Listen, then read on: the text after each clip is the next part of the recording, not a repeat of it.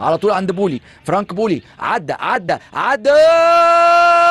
حناوي بيستلم الكرة كويس، هيعمل ايه بقى برجله الشمال؟ لكن الاهم قدرته الحرس، لكن اتقطعت في السكة، تروح ناحية اليمين والعرضية من اقصى اليمين عن طريق الدغيمي من ناحية اليمين، يلعب عرضية في الشوط الثاني، الغرض منها الحفاظ على التعادل. الكرة بتطلع وتسديدة يا ولد، يلعب على الترقيصة انما هربت.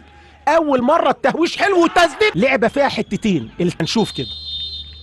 لا تتلعب الكرة جوه ال 18، تسديدة جنب، عدى كويس قوي اول مرة، وهو تلعب على طول من قشاية عليها خطيرة يا ولد، عملت العرضية حلوة قوي وخطأ عليها حلوة خطيرة، ممكن انما يطلع تسديدة يا ولد يا ميهوب، لسه موجودة هجمة على يعلقها حلو صبحي، تسديدة خطيرة، المتابعة محمد عنتر يلعب عرضية يا ولد. ادي الاعادة مرة تانية، هو علي لطفي، ياسر جول زملكاوية، وده احمد ياسر ريان يحك الايسر، عدى اسامة البنوبي يكسب ارض البنوبي بوجه القدم الخارجي على طريقة كواريشما، يحطها مين هيسدد من سوء الحظ تصطدم بماتا، سجله احمد ياسر ريان من ضربة جزاء.